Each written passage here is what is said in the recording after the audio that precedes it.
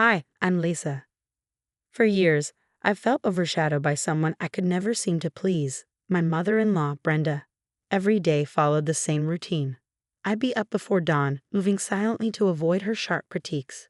By 6 o'clock a.m., I was already in the kitchen, the cold morning air mixing with the scent of brewing coffee. As the coffee dripped, I prepared breakfast, scrambled eggs, toast, and Brenda's favorite, crispy bacon. The sizzling sound seemed to summon her from her room, like it was the only alarm she ever responded to. "Make sure the bacon's crispy, Lisa. And don't burn the toast like last time," came Brenda's voice from the doorway, icy and sharp. "Of course, Brenda, just the way you like it," I replied, keeping my voice steady, hoping to avoid an early clash.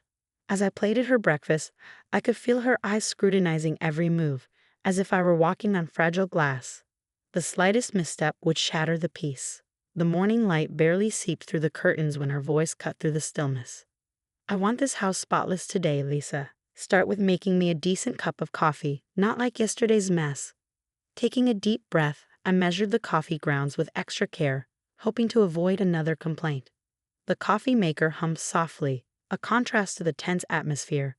I busied myself cleaning, dusting, vacuuming, ensuring everything was in order, even though I knew she would find fault anyway. The moment of truth came when I brought Brenda her coffee. She sat in her usual chair, watching me like a hawk. "Here you go. I made it stronger today," I said, offering a cautious smile. She took a sip, her face twisting in disgust. "This is awful. How hard is it to make a simple cup of coffee? Are you trying to irritate me on purpose?" she snapped. "No, Brenda. I..." Before I could explain, she shot up from her chair, still holding the cup. "You're useless, Lisa. Absolutely useless." Her voice rose in fury as she stepped closer, grabbing my arm with a painful grip. "Please, Brenda, you're hurting me," I begged, my voice trembling. "Good. Maybe that'll teach you to do better." And with that, she did something she had never done before. She yanked my hair and shoved me back. I stumbled, stunned by the sharp pain and the few strands of hair that came away in her hand. I stood there frozen, as tears welled in my eyes, not just from the physical pain, but from the realization of how far she was willing to go. Brenda tossed the coffee cup into the sink with a loud clatter. "Clean that up, and make the coffee again," she demanded before sitting back down. My mind raced. This couldn't continue.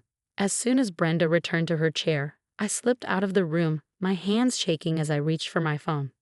With a deep breath, I dialed John's number. The phone rang, each tone heavy with the weight of what I was about to do. "John, it's me," I whispered. "I need to tell you what just happened." "Brenda," she attacked me. I can't live like this anymore." His voice came through, full of concern. "Lisa, what happened? Are you okay?" Tears streamed down my face as I spoke.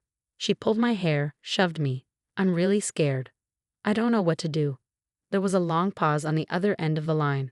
"I'm so sorry, Lisa. I had no idea it was this bad. I'm coming home right now. We'll figure this out together. Just hang in there, okay?" As I hung up the phone, a newfound resolve settled over me. Today was the day everything changed. I couldn't live under Brenda's control any longer. When John arrived, I felt an overwhelming sense of relief. Without thinking, I ran into his arms, and he held me tight, speechless for a moment. "I'm so sorry, Lisa. I'm in shock that things escalated this far," he said softly. "But I'm glad you spoke up. Now, we need to find a way to fix this." Tears flowed down my face, and I felt so weak, but John's words, and just his presence, calmed me. That night was heavy with the weight of the decision we had made. But the next morning felt different, as though the air was lighter with the promise of change. When I came downstairs, John was already on the phone, speaking in a low, serious tone. "Yes, I understand the options, but we need something that allows for some independence too. That's crucial." He glanced up at me and gave a small, reassuring smile before finishing his call. Once he hung up, he motioned for me to come over. "I've been looking into care facilities that offer independent living arrangements," he said. "I want to make sure we find a place where Mom can still feel like she has her own space, but where we know she's safe and well taken care of." I nodded, grateful for his thoughtfulness in such a difficult situation. "That sounds like a good balance, John. Have you talked to her about it yet?" He sighed, running a hand through his hair. "I'm about to. Wish me luck." We found Brenda sitting in the living room, her posture still holding a hint of defiance, though her demeanor was more subdued. John sat across from her, his expression serious but kind. "Mom, we need to talk about what's next. I found a few places that I think would suit you. They're nice, comfortable, and you have your own apartment." Brenda's face hardened. "So you're sending me away now, after one mistake?" John remained calm. "It's not about sending you away, Mom. It's about finding a solution that keeps everyone safe and healthy. This isn't just about yesterday, it's about a pattern that we can't ignore anymore." Brenda's voice rose, her anger simmering. "I don't mean to be managed, John. I'm not a child." "This isn't about treating you like a child," John said gently. "It's about making sure Lisa feels safe and that you have the support you need as you get older." Brenda turned her gaze away, her eyes glistening with unshed tears. "I never thought it would come to this. It's not an easy decision," John admitted, "but I believe it's the right one. The place I found has great reviews and the people seem really nice. You can come visit anytime, or we'll visit you whenever you want." After a long pause, Brenda finally nodded, her voice quiet. "Maybe you're right, maybe it's for the best." "I know this is hard," John continued, "but I think it will be good for you. You won't have to worry about the house, and there are plenty of activities to keep you busy." Brenda let out a deep, resigned sigh. "All right, John. I'll try it, for you, but I'm not making any promises." John gave her a gentle smile. "That's all I'm asking, Mom." As we left the room, John squeezed my hand, a silent acknowledgement of the difficult but necessary decision we had made. The atmosphere felt permanently changed. It felt like we were finally moving toward something healthier, something better. The morning sun poured into the kitchen, casting a warm glow over the breakfast table where John and I sat, enjoying the quiet that had once seemed so elusive. He reached across the table, his hand finding mine. "Can you believe how peaceful it is?" John mused, a smile spreading across his face. I squeezed his hand, the tranquility of the moment washing over me. "It's like we're finally breathing again." I didn't realize how much tension I was holding onto until now. He nodded, his gaze thoughtful. "I'm sorry it took so long to make things right. I should have seen it sooner." "It's not your fault, John. We both hoped things would get better. I'm just so grateful for how you stood by me and took action when it mattered." I replied, my voice filled with appreciation. John's expression softened. "I'll always be here for you, Lisa. I promised that on our wedding day, and I mean to keep that promise. No one should make you feel unsafe, especially not in your own home." The coffee machine beeped, signaling that our brew was ready. As I stood to pour us each a cup, I reflected on how far we'd come, from feeling overwhelmed and undervalued to this moment of mutual respect and support.